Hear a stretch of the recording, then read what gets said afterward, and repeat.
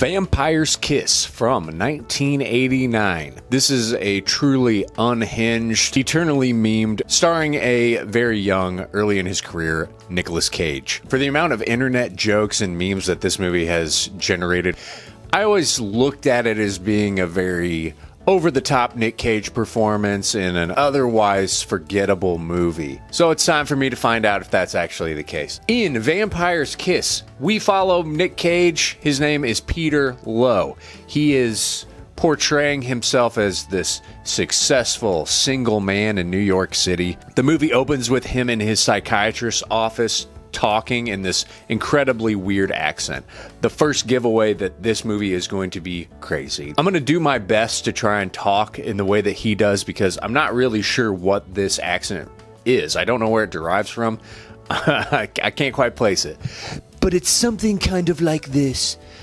He spends the whole movie talking in an accent similar to this, I think. I don't know if that's any good. Let me know in the comments if that's a good Nic Cage Vampire's Kiss accent. But he's talking to his therapist about this woman that he met the night before and how he thinks that he might be in love with her. We cut to him being in this funky club and he's chatting up a woman at the bar. Next thing you know, they're walking to his apartment. They go inside and they start getting down. They're undressing, they're making out, they're having sex, and he's wildly eccentric during this entire thing. Suddenly, a robotic bat flies through the window. The bat isn't actually robotic, it is an animatronic bat. Why they didn't just use a normal bat, who knows? But this very silly looking animatronic bat flies into the room. They start freaking out. She grabs all of her shit and runs out the door. He stays in to try and fight it off. Eventually he leaves too though. They get in a cab and go somewhere else. We see him back in his therapist's office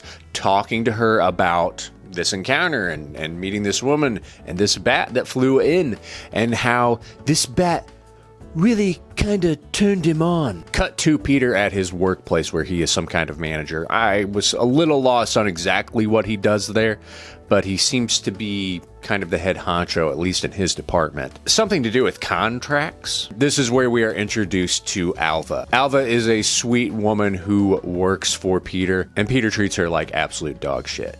He's on her case the entire movie about her finding this contract. They need this contract for this important client, and she needs to find it now, and she can't seem to find it because it's clearly been misplaced. But he doesn't care about that. She's putting in all this effort to try and find this contract, and he just keeps ramping up his anger towards her for not being able to locate it. He heads out to the bar again that night with some of his boring work friends, and then he meets this other woman.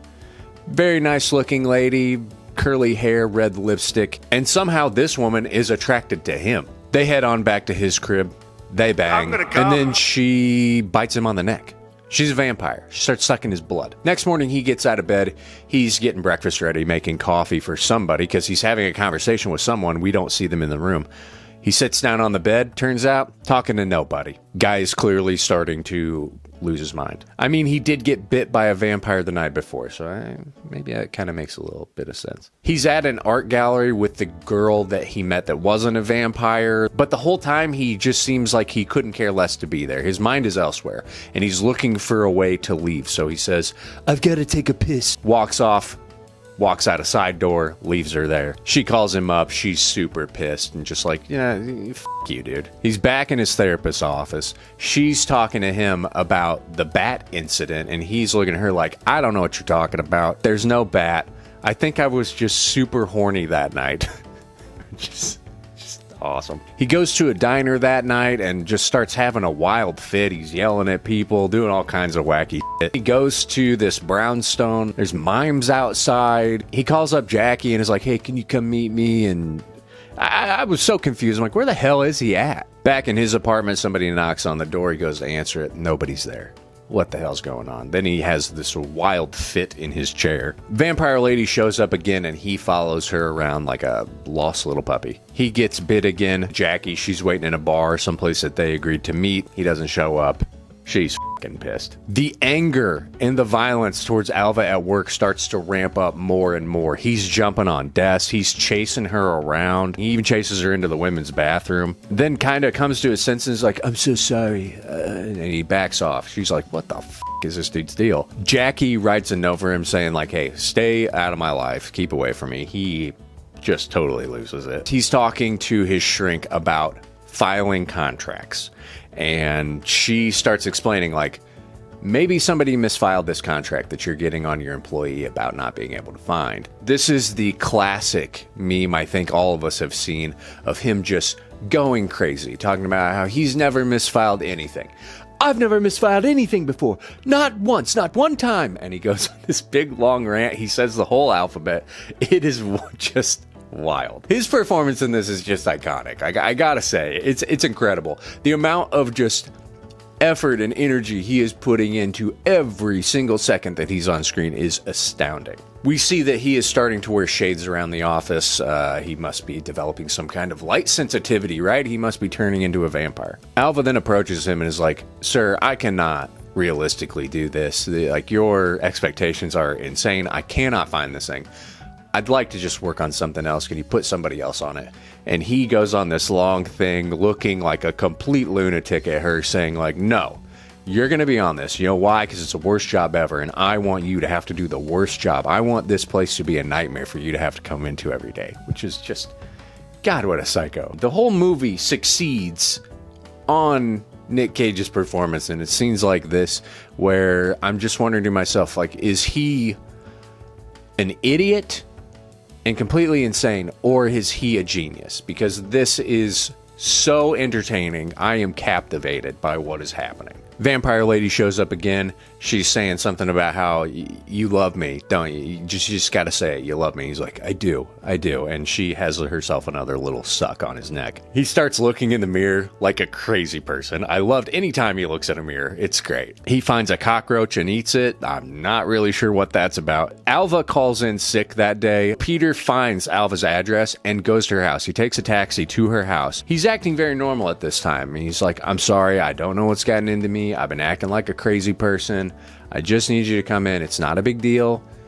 We'll find the contract. Just come on back to work. I'm really sorry.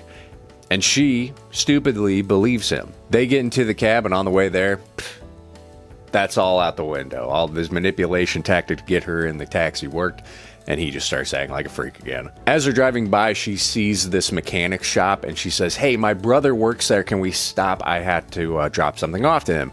He's like, sure. Turns out her brother does actually work there. The whole movie, she's had a gun, but she has never used it, never pulled it out. It's just been in her purse. And she's telling her brother, like, hey, I need bullets for this gun, because she doesn't have any bullets. It's just as a scare tactic to pull out on somebody.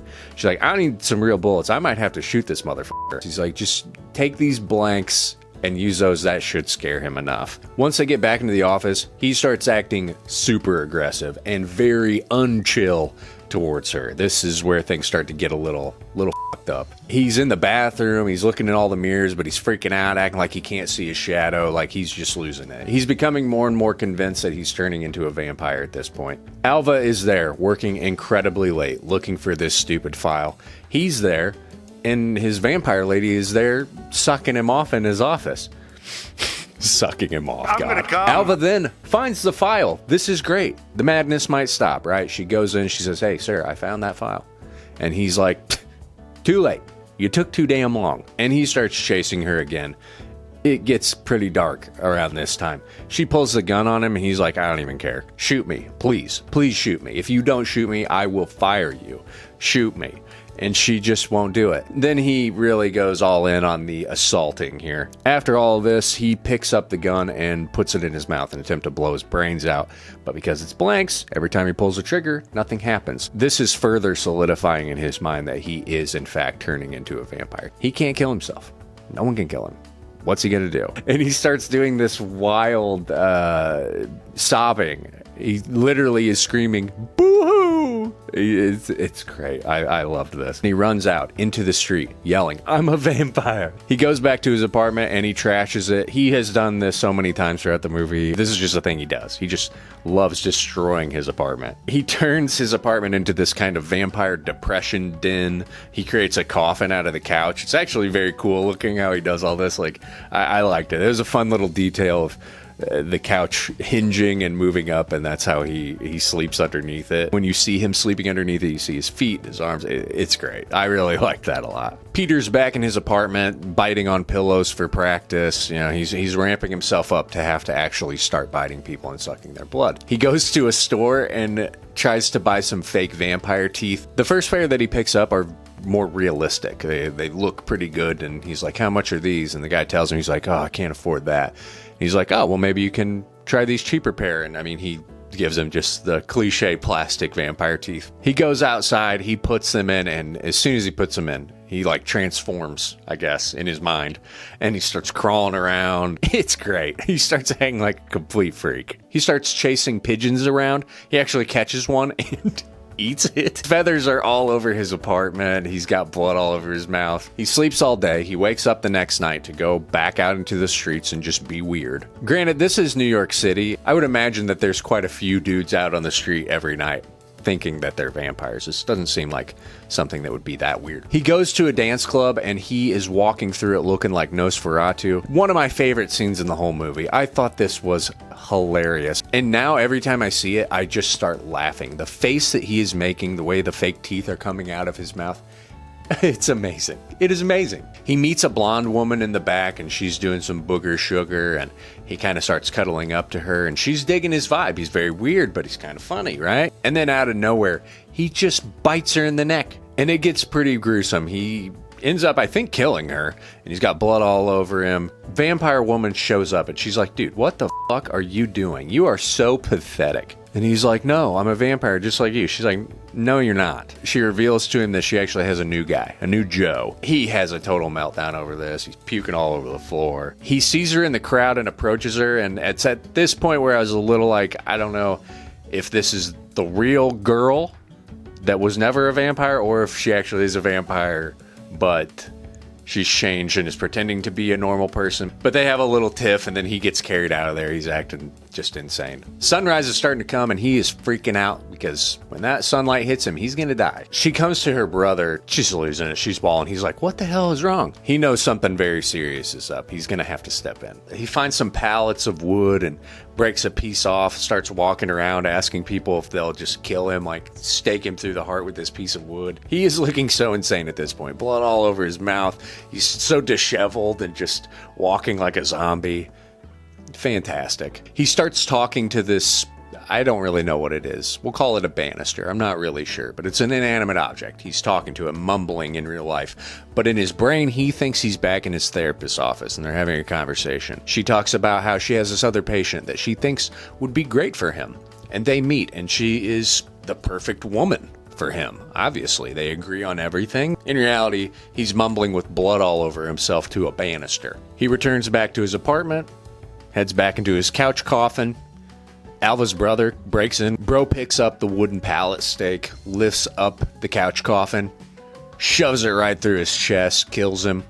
And that's where the movie ends. Having now seen the entire movie, I have so many thoughts. On the surface, this is a wild Nic Cage performance that completely overshadows pretty much everything else that's going on in it. And I think that is a good and a bad thing. His performance is so amazing in it that is what you're there to watch. You're there to watch him be crazy. But it's so effective that it takes away from everything else that's going on. And I think that there is an overlying theme. If I try to look at this from an artistic perspective and what was this movie really about, I think it's really interesting. It actually makes the movie a lot better when you start to think about what is actually happening to this character. Why is he behaving this way? We have a story of an incredibly lonely man trying to perceive himself as somebody better than what he is. He's not lonely, actually. He doesn't care. He goes out every night. He picks up different women. He has sex with them. He's successful at his job. He's a manager. I hold power in this world. What he really is a sad, lonely, pathetic guy who just wants to find somebody to love him but he also seems to be completely incapable of it. He takes all of those frustrations out on everyone else. He believes that this vampire woman has bitten him. They're going to be together forever. She loves me. He believes this so much that he starts to tell himself that he's turning into a vampire and behaving like one. All of the violence towards Alva, that's just his way of kind of taking out this hatred that he has towards women. And even at the end, when he meets this fantasy woman in his head at the therapist, by the time he gets back home, he's having a fake argument with this fantasy woman, the perfect woman. He's arguing with her. This dude is hopeless. He's the worst. And I just think that all of that is just so compelling. I think that this movie has a lot to say, but Nic Cage's performance is so much more prominent in this than anything else. I do think it's one of those things you might miss. I walked away from it being like, what the hell was that movie? But if you start to think about it, it starts to make a lot more sense. It's actually a pretty good, solid movie. And I think that this deserves that kind of cult status that it's achieved. Not just because of how weird he is, but it just gets funnier the more that you watch it. Having not seen it, I was just baffled. Putting this video together, rewatching clips, I was just laughing so much because in context, it's even funnier. I think this is really good. I had a really good time with it. It's really funny. It does have something to say. I recommend watching it. You are probably going to leave it like me and be like, what the fuck was that? You'll go back to it and you'll remember it, and it's just going to be hilarious. Definitely check out Vampire's Kiss. Top tier Nic Cage, being just a complete lunatic. But what do you think? Have you seen Vampire's Kiss? Let me know what your thoughts are. Sound off in the comments. Be sure to like the video, subscribe to my channel for more stuff like this. And as always, thank you for watching. Bye.